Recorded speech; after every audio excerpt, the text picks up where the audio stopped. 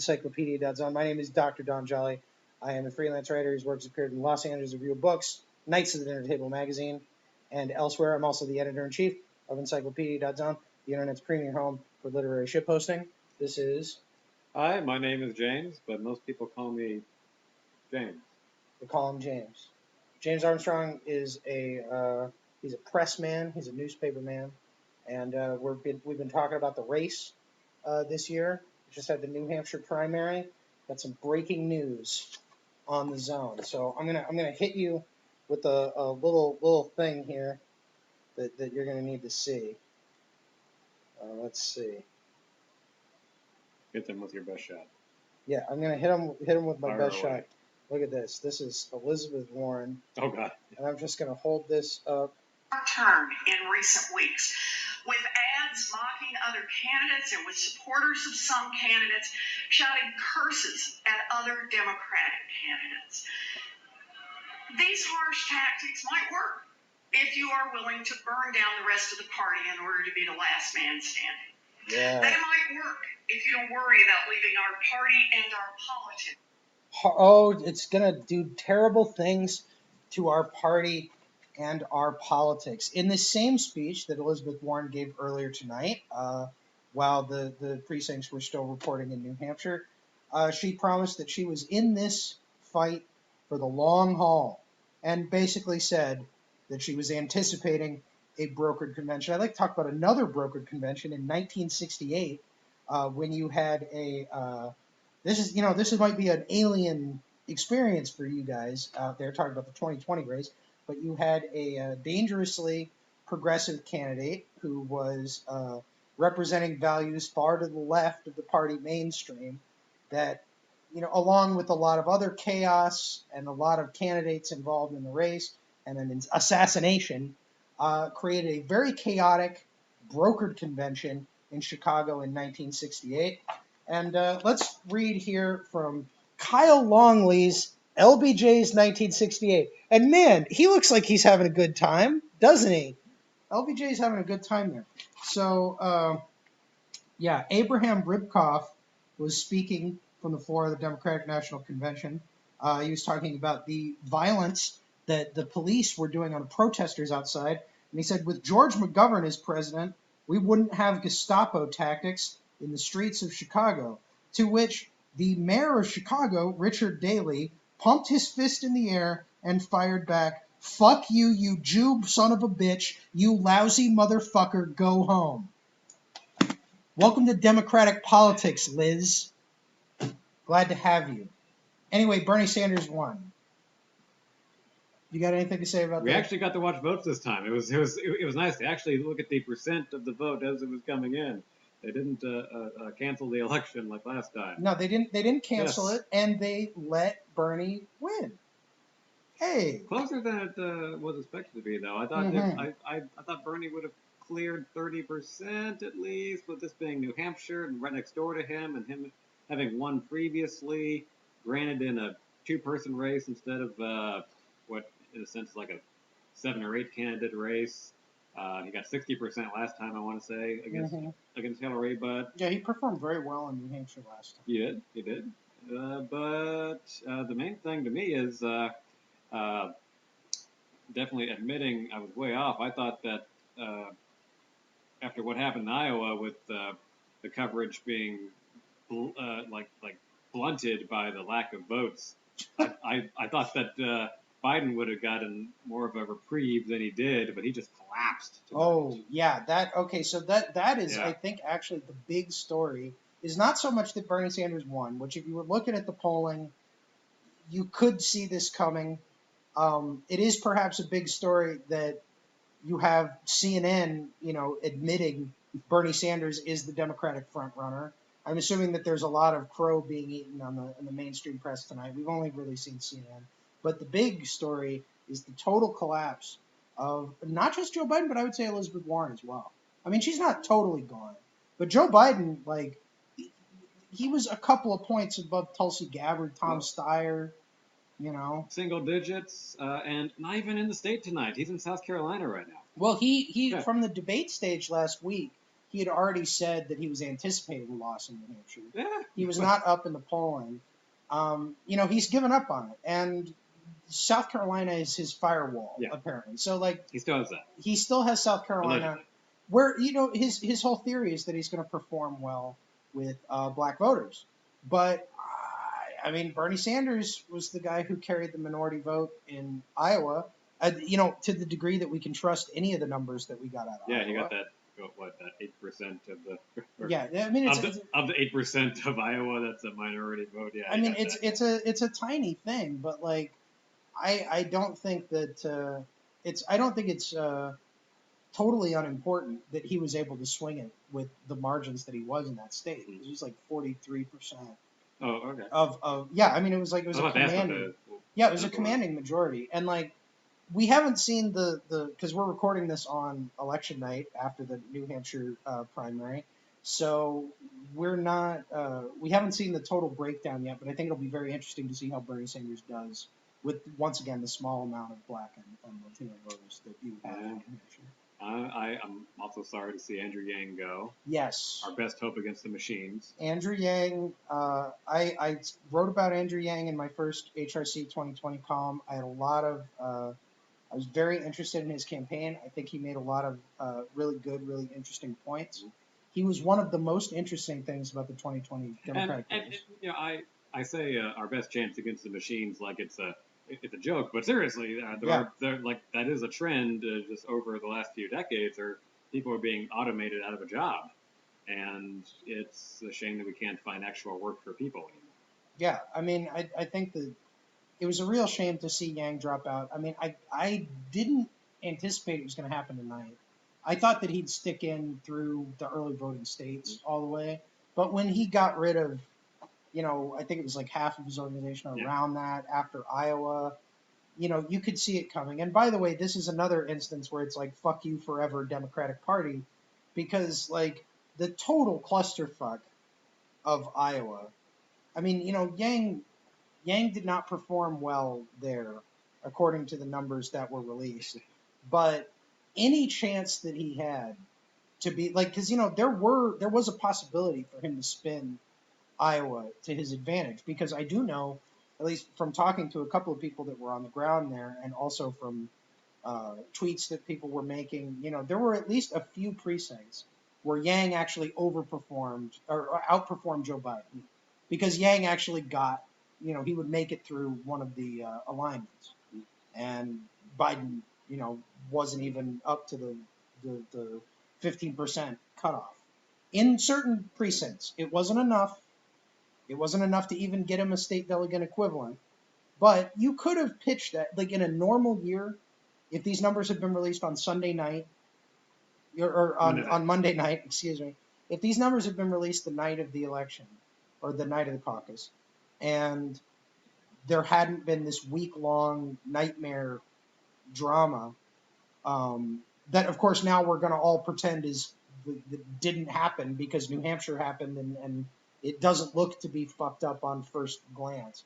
But this really, like, it sucked all the air out of small campaigns like Yang's, and it left him with no recourse. I think that, like, it's a real sad thing to have him out of the race, and I'm not happy about that.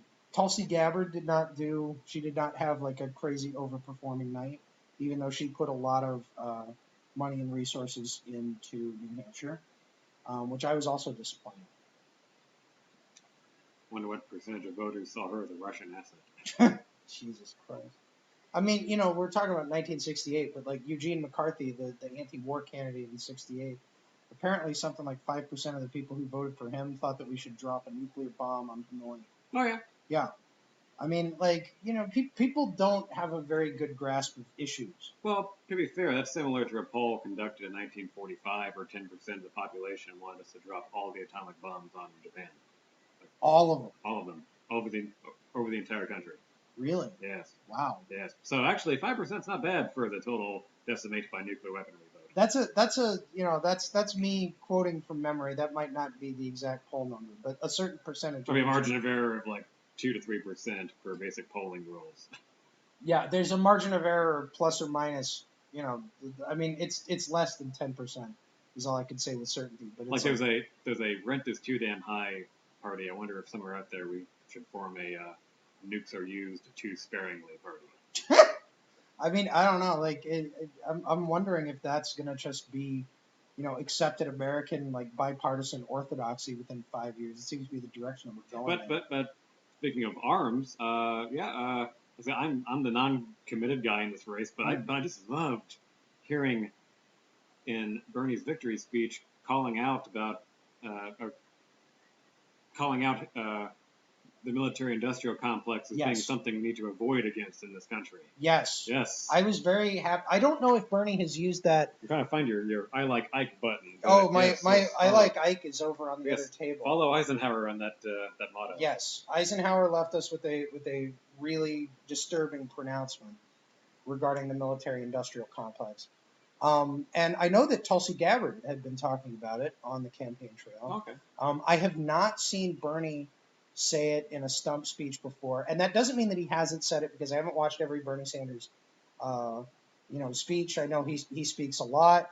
Maybe the military-industrial complex is one of his minor themes, but I was very heartened to see that because he got caught up with the impeachment proceedings and he starts spouting this like Russiagate, nonsense, and it's essentially like he's cucking out to the national security state, and I don't like to see that from the guy who is, for better or worse, my candidate in this race. So when he gave his victory speech tonight, I was very heartened to hear him talk about the military-industrial complex. It wasn't a huge theme of the speech.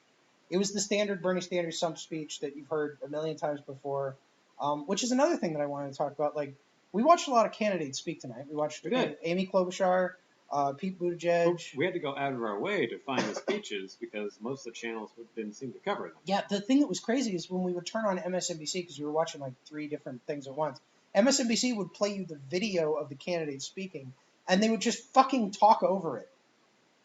Yeah, very useful, guys. Thank you. Rachel Maddow's crying again?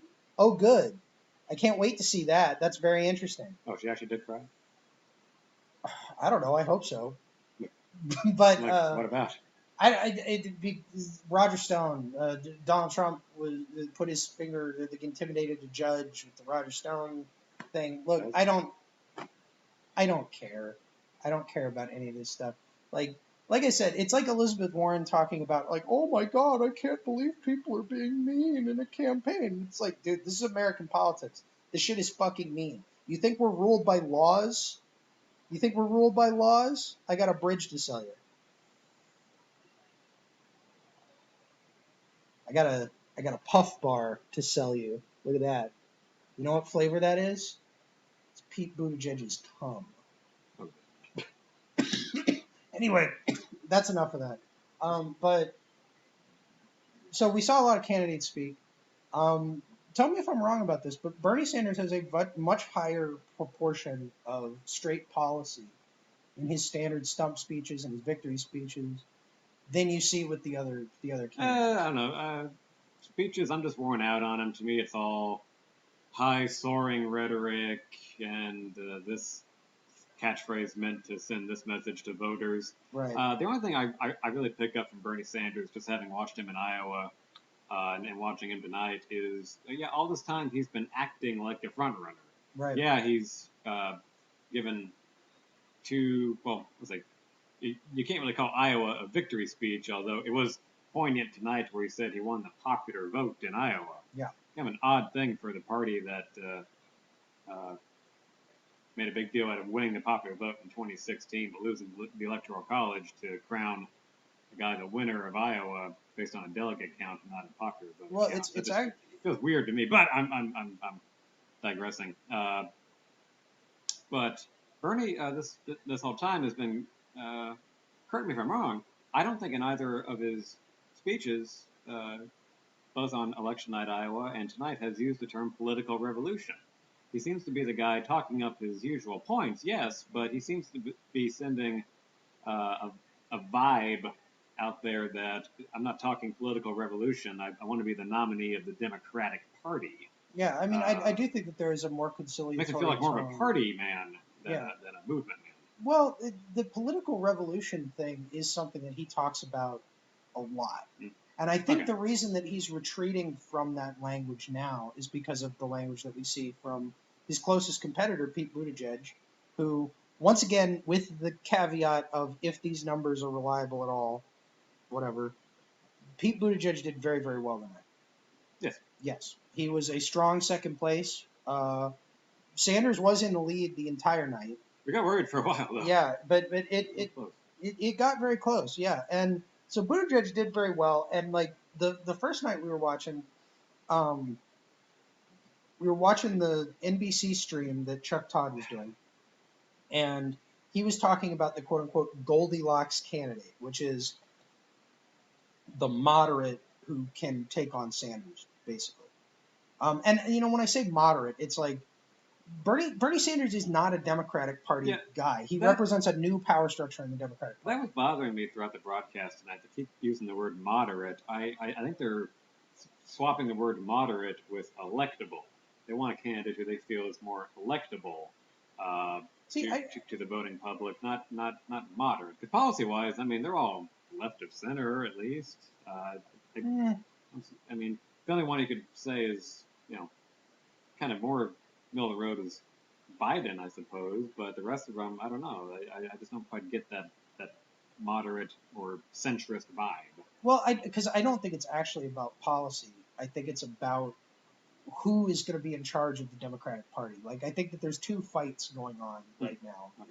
And I think that the primary fight of these primaries, ironically, is not necessarily who's going to be the nominee. It's are the old Democratic power, because like Bernie Sanders and the Democratic Socialists of America, Ilhan Omar, AOC, the DSA, the Justice Democrats, like all of these are new organizations that want to be, like they want to be the new Democratic Party.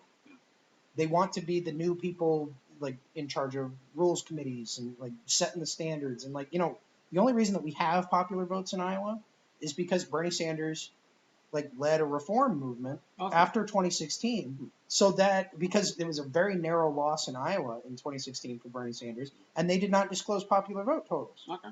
So they went in and changed the rules and made made it more amenable to his new power structure that he wants to come in. So I think that that's actually like Elizabeth Warren, even though on the on paper she's basically Bernie Sanders, right? You know, policy wise. I mean, there's some serious differences there. I'm not trying to conflate them too heavily, but like they have very similar rhetoric, they have very similar proposals. But here's the difference between Elizabeth Warren and Bernie Sanders. Elizabeth Warren shares her voter information with the Democratic Party. Bernie Sanders does not. Bernie Sanders is building a parallel power structure, and that's really the fight here, in my opinion. So, like summing up, because just me having studied this stuff, I can't help but think of moderate an ideological thing, but really it's the old guard versus the up and coming voter. Well, it's the old guard versus the Democratic Socialists, who might be the future of the Democratic Party, or they might be something else. Like I do see a possibility where the Democratic Party is like gone, but the Democratic Socialists are like still extant. I could see that within the next 20 years, but you know we'll see. I just finished a book about the annexation of Texas, and I kind of want the Whig Party to come back. What were the Whigs for? You fill me in on the Whigs. The short version is that it's a little too messy, and that's why they couldn't function as a party. They had a general stance against the westward expansion, advocated for the Democrats. They were more cautious. They wanted to just stick to the country we had and not just keep moving westward. They actually, you could argue that they lost a couple of elections, namely 1844, because they took an anti-immigrant stance, which kind of sounds like the modern Republican Party. And I would also toss in the fact that they kept nominating generals just for name ID, and then they kept dying in office. William Henry Harrison and Zachary Taylor, and they both died. So generals don't live long is the lesson here. Whig generals don't. Whig generals don't live long. Eisenhower very long lived. Lived through 2 terms. Got to the end of his second term, warned us about the military-industrial complex, and then fucked Nixon. Fucked him hard. Good on you, Ike. Also, lived through 2 heart attacks while in office. So, Bernie, there's a precedent for there's a precedent for Bernie's heart attack. Yeah, and by the way, that's the one thing, like CNN, Bernie, they announced Bernie's the winner of New Hampshire, and the third thing they said was heart attack. They were like, Bernie wins. Yeah, Wolf Blitzer just kind of casually what a put surprise. it in there. Yeah, heart attack. Yeah, it's like, also he had a heart attack. Wolf Blitzer, like, oh man. Like, Wolf Blitzer just like... Savage. What is the deal with him? Like, didn't he come up in the first Gulf War, and that's why his name is Wolf Blitzer? Like, that can't be his real name. I've never looked it up, I'm sorry to say. Yeah, his real name, like, government name, like Joe Stern. Like, I just remember him being around in the 2000 campaign covering the primaries then, and, that was his name. That was, in fact, his name. And speaking of the first Gulf War, we just found this out because we were looking at Twitter.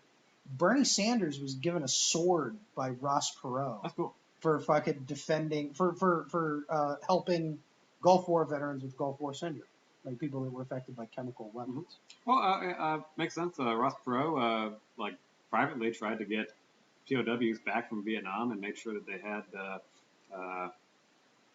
care and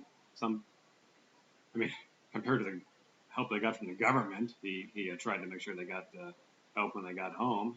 So naturally, I'm glad he would reach out to someone who did similar work for a different group of veterans. Yeah, I'm just glad he gave him a sword. He gave him a sword, yeah. He gave him a fucking sword. Like, if Ross Perot gives you a sword, don't you just become the right born king Bernie would of pose, America? Like, would Bernie pose with that? I mean, maybe he'll chop off Michael Bloomberg's head at the fucking next debate because CNN changed the rules so Bloomberg could get on stage. I don't know. They still got that guillotine that they took to the governor's mansion in fucking they took a guillotine to the governor's mansion in and it's just where Thompson wrote the Rum Diary. Oh, in the territory in Puerto Rico. In Puerto Rico, they took a guillotine to the governor's mansion. Oh. Yeah, because he was hoarding disaster relief supplies. As far as I know, they didn't cut his head off, but I didn't follow up. I was gonna say that. Like, please tell me that was just for show. No, it was a red, white, and blue painted guillotine. Ooh, okay. And it's very easy to build these things with commonly available materials.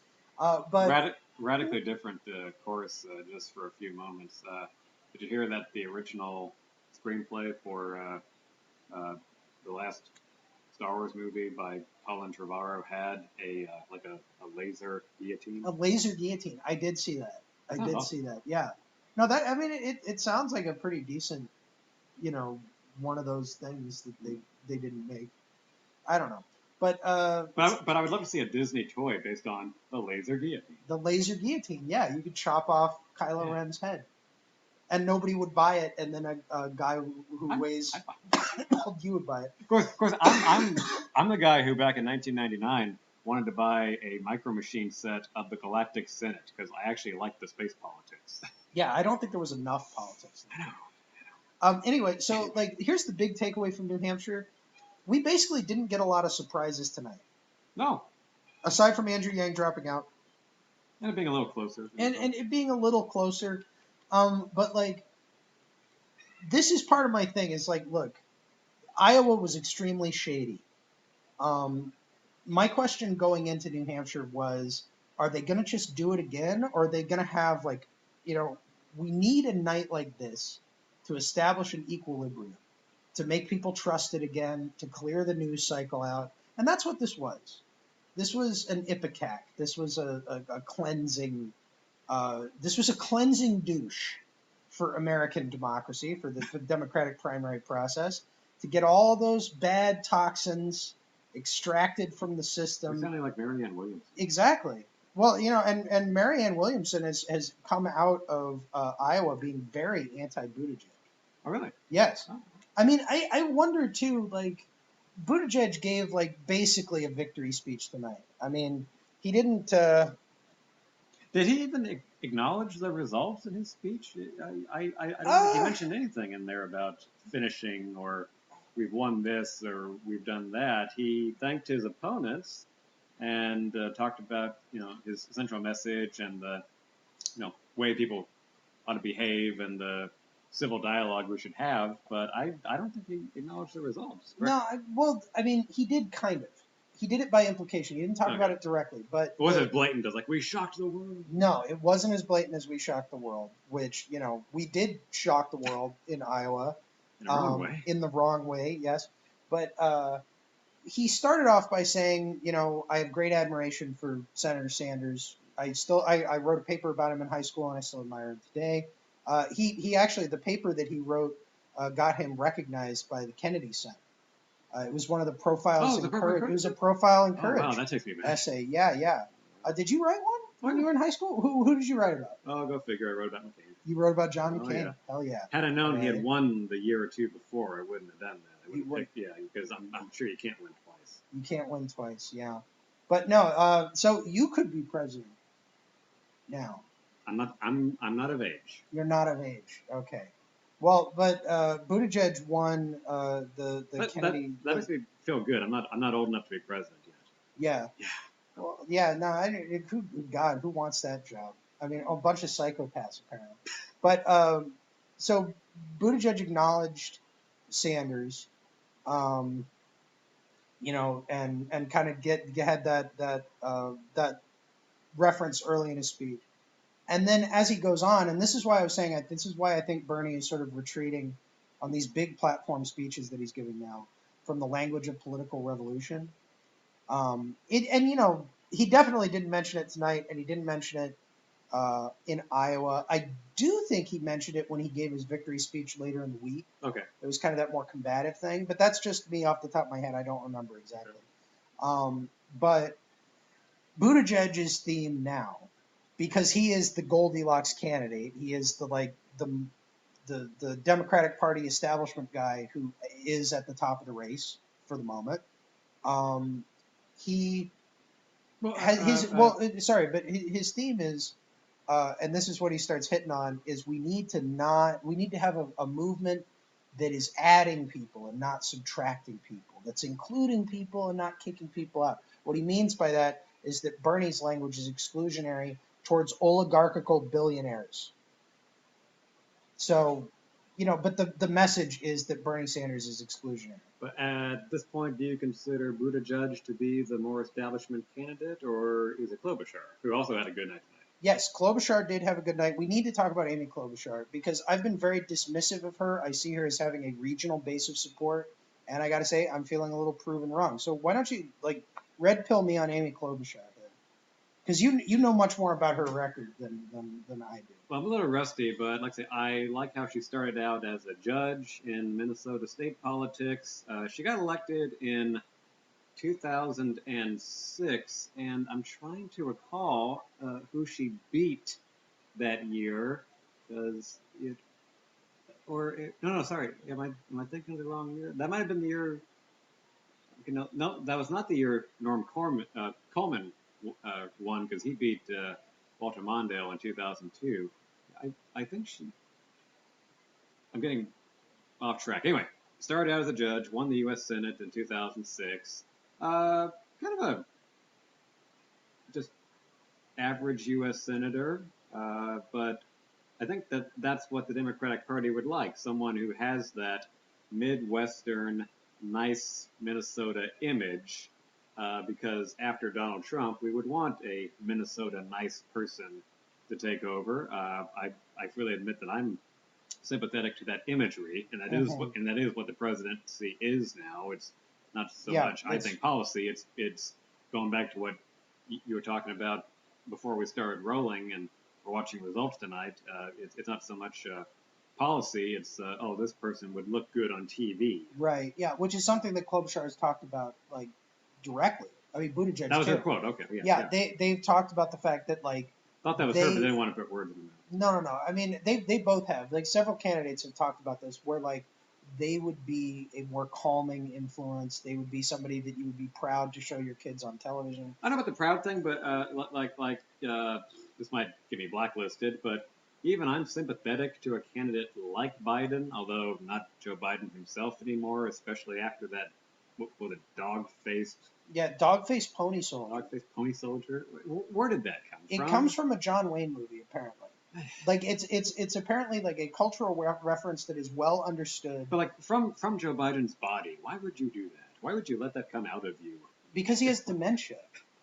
Because there's a registered nurse that I saw commenting on the dog-faced pony soldier thing where she's like no, he's showing signs, like he's an older guy and he's showing signs of dementia. He's having these bursts of anger. See, I actually, like, as much fun as I think it is to talk shit about Joe Biden in that way, I do think it's very inaccurate to try and diagnose anybody psychologically or whatever based on what you see on television, because you're basically watching a performance. It's like watching somebody play a character in a movie and coming to the conclusion that they're a pathological liar because Lon Chaney is not actually the Phantom of the Opera.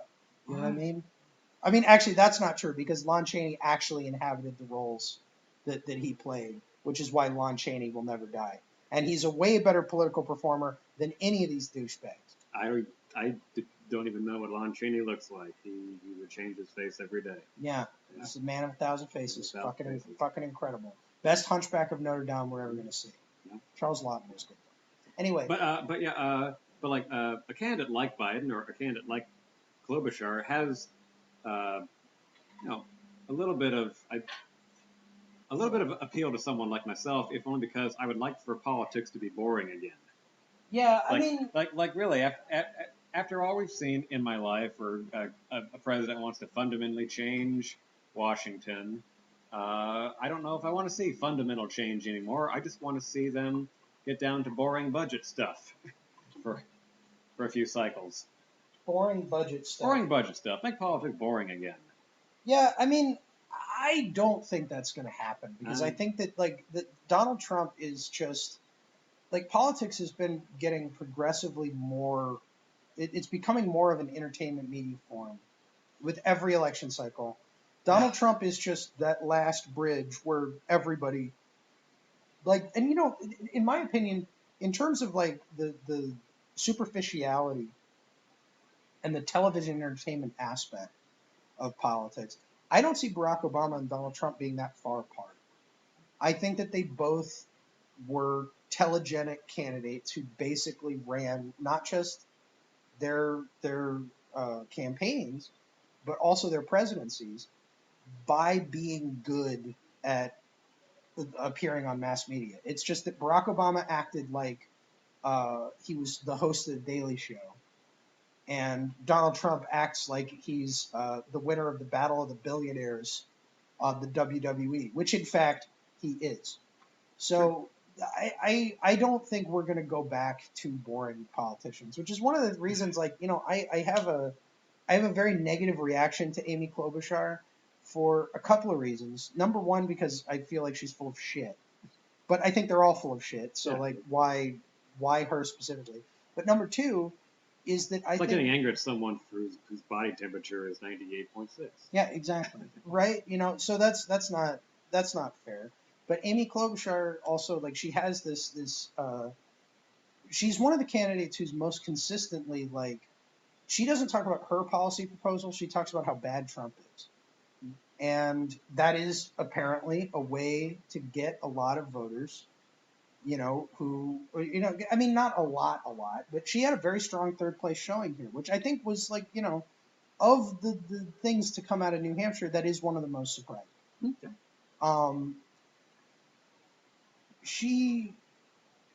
It feels to me like her whole thing can be broken down to, I am the antidote to Donald Trump because unlike Donald Trump, I'm folksy and I look like a politician that you've seen before. She's not actually a politician that you've seen before on the national stage in this way. Joe Biden has that argument, which is we're going to return to what it was during the Obama administration. And apparently, based on his showing tonight, ain't nobody buying that. But Klobuchar, I understand that it's she's a woman. We've never had a woman president before, so it does have that like liberatory flavor, which I think is important to the teleology of American liberalism, where they need to tell themselves that they are progressively becoming more and more free. Well, but she just talks like there's a little bit of Reagan in there. I mean, not to say that it's like that sweeping thing. It's just she's folksy and down to earth, and like she makes bad jokes. And this is her idea of like, okay, we're going to return to the normal, to the standard of politics. And I find that I don't want to return to the standard, especially in terms of the superficial imagery. But we are of different minds. One very minor aesthetic thing is that Amy Klobuchar has reminded me of someone for weeks and weeks. I couldn't quite put my finger on it because I was thinking of real life people, but no, it finally hit me during her speech tonight. She reminds me of Peggy Hill. She does. She is Peggy Hill. She's very similar to Peggy which led to the most beautiful image I've ever had put to mind, where you described a hypothetical scenario where Peggy Hill was in the White House and the lawn would be perfect. Hank Hill would mow the perfect White House lawn. It would be the most immaculate lawn that we've ever seen. He would be so happy. We need to get Hank close to the presidency. I know. I don't think Hank would actually want to be president because he's not a psycho. Bah. Yeah, he would. That would be before the first commercial break of the episode. It's like, Hank, you're the president of the United States. Bah. Anyway, that's Dale would have a heart attack. Hank, you can't be in charge of the country, Hank. Dude, he'd fucking the Secret Service would assassinate Dale. Or no, Dale would shoot Hank. No, Dale would run. Dale would run. I would vote for Dale Gribble. Look, he's the perfect Democratic candidate for president. He's a cuckold. That's it. He's a cuckold. No, anyway, look, this is the thing that we're getting at in New Hampshire is like, look, this was not the most exciting night of the race. This was the night about return to normalcy. Both in terms of the Democratic Party's operations and the centennial of Warren G. Harding, who, in my opinion, is an underrated president because he did as little as possible. Yeah, Jesus. I mean, I don't know. Maybe I don't think we're gonna see the beginning of the Klobuchar juggernaut. But what I do think is going to happen is like, okay, so who's going to stay in the race and how long are they going to stay in the race? Let's talk about that. Because like Biden is going to stay in through South Carolina. Yeah. Can he survive an embarrassing defeat in South Carolina? He cannot. Money. Yeah, that's true. I don't know how Elizabeth Warren is doing fundraising wise. Yeah. But I feel like tonight was a very bad result for her. Yeah. And she also, promised to also single digits.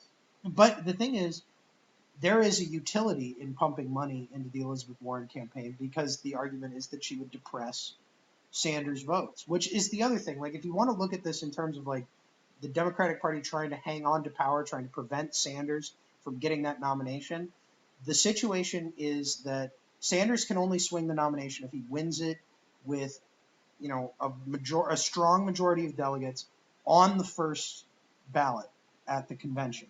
Because on the second ballot, the super delegates that are all very invested in the existing party infrastructure, they can weigh in. So a contested convention is a guillotine for Bernie Sanders. And so it behooves the establishment at this point. A laser guillotine for Bernie Sanders. So Colin Trevorrow will be happy about that. But it behooves the establishment Democrats to keep as many people in the race as they can just to force that contested convention. And I think it would be a chaotic nightmare in Milwaukee. I think that the Bernie Sanders people are going to have to go into it on a war footing in order to survive. But I wonder, is Liz Warren is she going to drop out before Super Tuesday, or is she going to be in, like, seriously for the long haul? If she is, I mean, she has to place in certain primaries and at least rack up some, fair third place finishes and have some delegates. She has to win some number of delegates as a bargaining chip. Yes.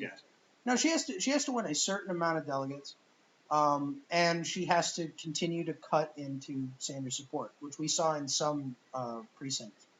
I do think that like Pete Buttigieg right now of the like Democratic Party, like establishment Democratic Party creatures, he is coming out of New Hampshire and Iowa with the momentum as clearly the favorite son. And, he's doing very well. I thought it was very interesting, for example, that he did well in Pittsburgh, New Hampshire, which is a district that is known for snowmobiling resorts. And it is also so conservative, as Democratic districts in New Hampshire go, that the second place finisher was Henry Hughes. Henry Hughes, who is he lives in New York, but he's run for president several times. He ran in 2016 as well, and he is a pro-life Democrat. So Pete Buttigieg, a gay man from the Midwest, is at the top of a district whose second place finisher is a guy who you have never heard of, who has not even been reported as running in 2020 by many reputable sources, who is against abortion. Which I actually like, as far as it goes, this is Pete Buttigieg's argument for his electability. And he is really good. Like I know some people, like when we watched one of the first Democratic debates, they're sort of more conservative people, and they were very impressed with Pete Buttigieg. They were like, "Oh, that guy's really great." And I was like, "Yeah, he's gay, right?" And they were like, "What?" Like it blew their fucking minds. Or just like looking at him on the screen, he seems like the kind of guy who your grandmother would look at and say, "What a nice young man." Yeah, well, and he's a really good political performer. I've said that from the beginning. He speaks in complete sentences, cogent sentences.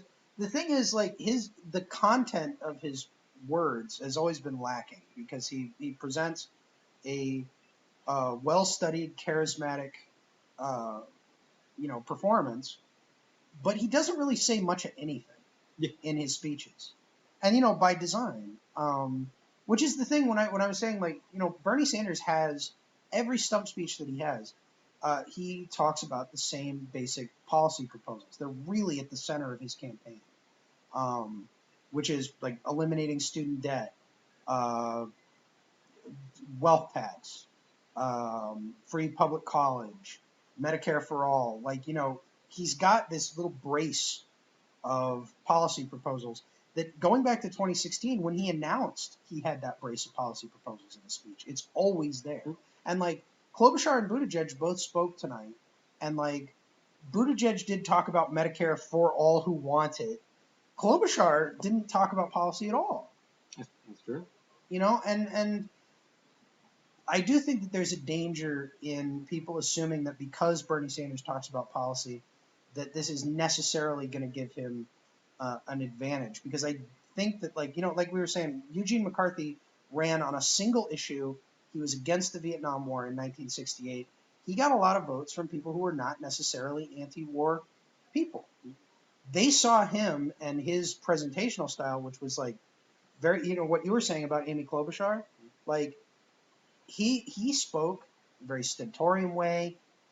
He, almost lectured his audiences. He was intellectual. He was like inaccessible in certain ways.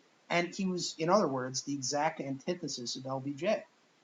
And so I do think that there is really something to providing like that direct rhetorical antithesis, that swing, where, you go from, theoretically, like from Trump to Klobuchar, right? Like that might have more power than people like me will recognize, because I'm always going to go for the extremity, just because I think it's the most interesting, right? But the electorate is not entirely made up of people like me. So I guess, what do we have to? We've got Nevada. Yep. Coming up, and that will be interesting to see. Just before we started recording, I did want to look up the dates for the Texas primary, because I think we're going to be in contention this time. And as I concluded last time, I'm going to conclude the same way tonight, which is saying I'm glad we're going to be in contention. We'll get some attention this time around. The primary day is March 3rd. However, Super Tuesday. From the Texas Secretary of State's website, early voting is listed as February 18th to February 28th. So if you're somehow unable to get out on March 3rd, please get out February 18th through February 28th. Yeah. And fucking vote. And because, we are going to have an in-play primary here in Texas, going to do more stuff on the channel, talking to actual voters, seeing what the different campaign operations are like, hopefully. So stick with us for that. Anything else that we should look forward to going into Nevada?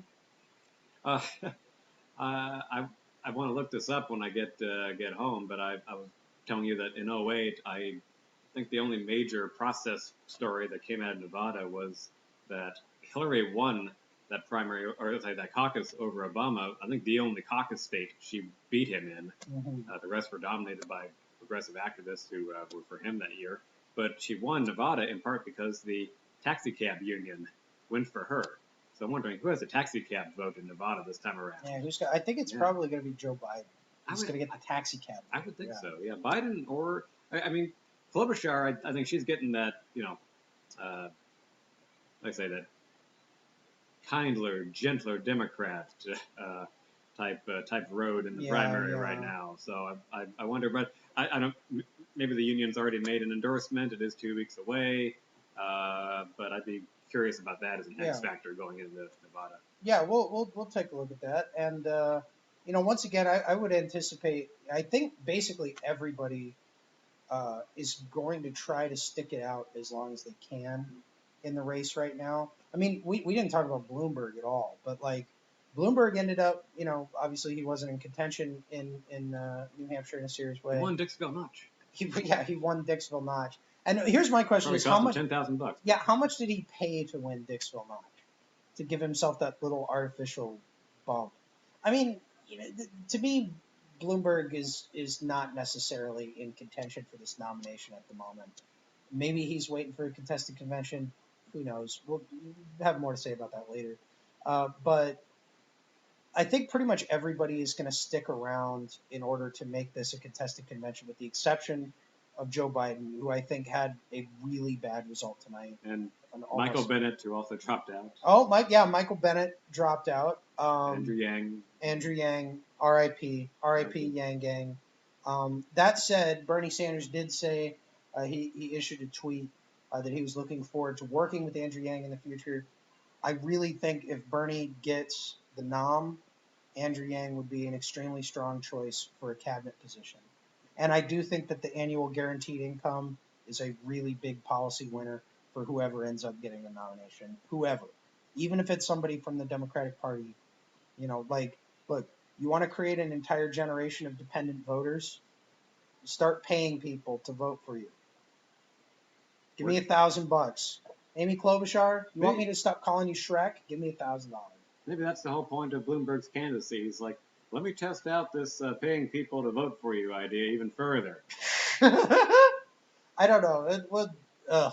I'm just so disgusted by the Bloomberg thing. I mean, we'll see, because he's going to actually, they changed the rules. I mean, he's already guaranteeing the income for Democratic hacks who do all the advertising out there. So, he's paying Democratic political operatives through November, and he's spending so much money in buying television advertisements that the cost of television ads in every major media market in the country is double, quadruple what it usually is, which effectively blunts Bernie Sanders' fundraising.